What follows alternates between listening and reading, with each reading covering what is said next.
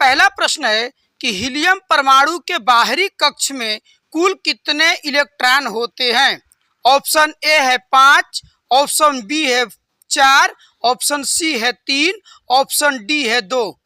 तो हीलियम परमाणु के बाहरी कक्ष में कुल इलेक्ट्रॉनों की संख्या 2 होती है, अतः इसका उत्तर जो सही हुआ वह डी है।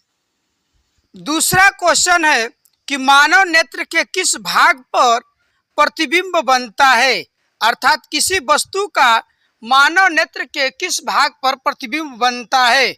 ऑप्शन ए है पुतली, ऑप्शन बी है कचाव द्रव, ऑप्शन सी है आइरिस और ऑप्शन डी है रेटिना।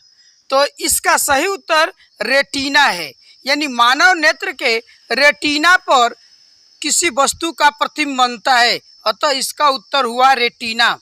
अब अगला हम लोग क्वेश्चन देखते हैं कि प्रतिरोध का एसआई मात्रक क्या है। ऑप्शन ए है वोल्ट, ऑप्शन बी है एम्पियर, ऑप्शन सी है ओम, ऑप्शन डी है ओम मीटर। तो प्रतिरोध का एसआई मात्रक ओम होता है, अतः इसका सही उत्तर ऑप्शन सी हुआ, ओम।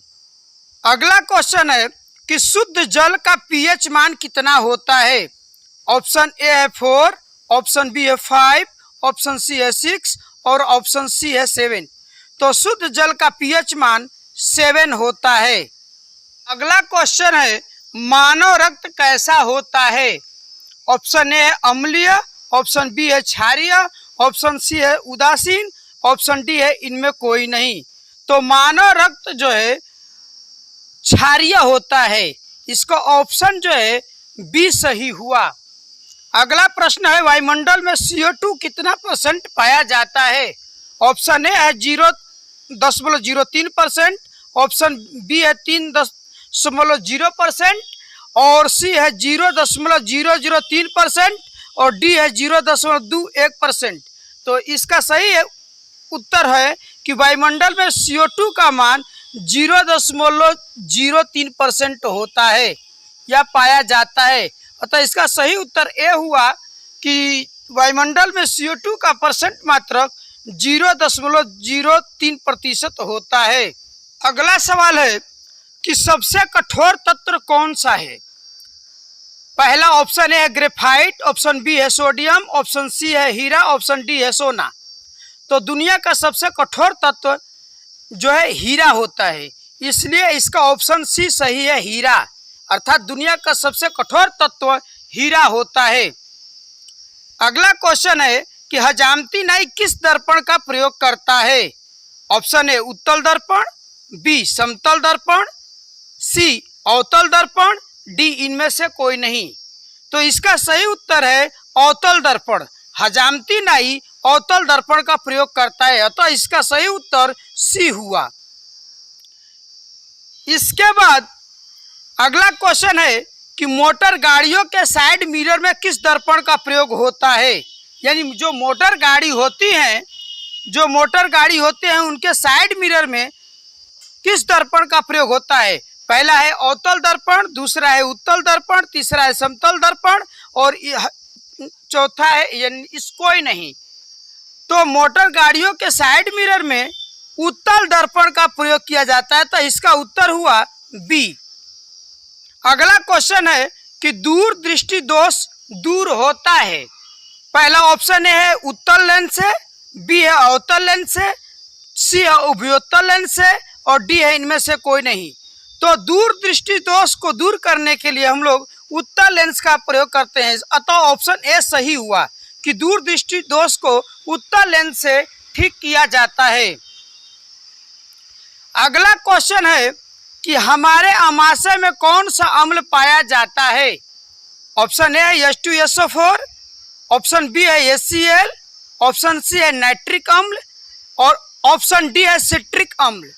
तो इसका सही उत्तर है कि हमारे आमाशय में HCl हाइड्रोक्लोरिक अम्ल पाया जाता है। इसके बाद क्वेश्चन नंबर 13 है कि किस रंग का तरंगदैर्घ्य सबसे ज्यादा होता है। ऑप्शन ए है बैगनी, ऑप्शन बी है पीला, ऑप्शन सी है नीला, ऑप्शन डी है लाल। तो किस रंग का तरंगदैर्घ्य सबसे अधिक होता है, उसका उत्तर डी हुआ लाल। यानी कि लाल रंग का जो तरंगदैर्घ्य होता है वो सबसे अधिक होता है। अगला हमारा प्रश्न है कि हरे पेड़ पौधे कहलाते हैं पर ऑप्शन ए परपोषी, ऑप्शन बी मृतजीवी, ऑप्शन सी प्राणीसम और ऑप्शन डी स्वपोषी। तो हरे पेड़ पौधे स्वपोषी कहलाते हैं, इसका डी ऑप्शन सही हुआ।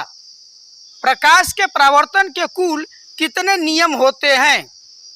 कुल कितने नियम होते हैं?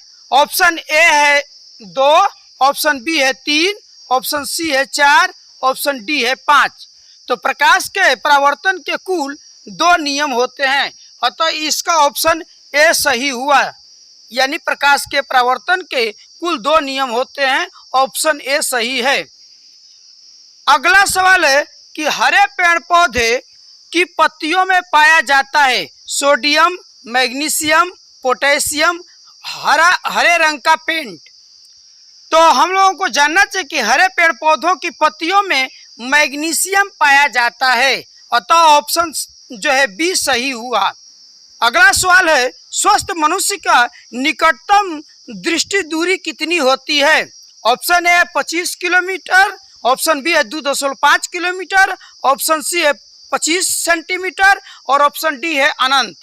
तो स्वस्थ मनुष्य का निकटतम दृष्टि दूरी जो है 25 सेंटीमीटर होता है, अतः इसका सही उत्तर सी हुआ 25 सेंटीमीटर। क्वेश्चन नंबर 18 है कौन ऊर्जा का परंपरागत स्रोत नहीं है? ऑप्शन ए है कोयला, ऑप्शन बी है पेट्रोल, ऑप्शन सी है डीजल, ऑप्शन डी है पवन ऊर्जा। तो इसका सही उत्तर हुआ पवन ऊर्जा। पवन ऊर्जा जो है परंपरागत ऊर्जा का स्रोत नहीं है, अतः इसका सही उत्तर पवन ऊर्जा हुआ। क्वेश्चन नंबर 19 है कि वह लेंस जिसके किनारे पतले और बीच का भाग मोटा होता है वह कहलाता है या होता है? ऑप्शन ए है उत्तल लेंस, ऑप्शन बी है अवतल लेंस, सी है समतल लेंस और डी है इनमें से कोई नहीं। तो इसका सही उत्तर यह है कि जिस लेंस के किनारे पतले और बीच का भाग मोटा होता है उसे हम उत्तल लेंस कहते हैं, अतः इसका सही उत्तर ए हुआ। हमारा अगला सवाल है कि मनुष्य का पेशाब पीला क्यों होता है? ऑप्शन ए मैंगो जूस पीने से, ऑप्शन बी है यूरोक्रोम से, ऑप्शन सी नहीं दिया है, डी दिया है अधिक पानी पीने से। तो इसका सही उत्तर है कि मनुष्य का पेशाब पीला यूरोक्रोम के कारण होता है, अतः यह स्पष्ट होता है कि मनुष्य का पेशाब पीला होने का कारण यूरोक्रोम होता है।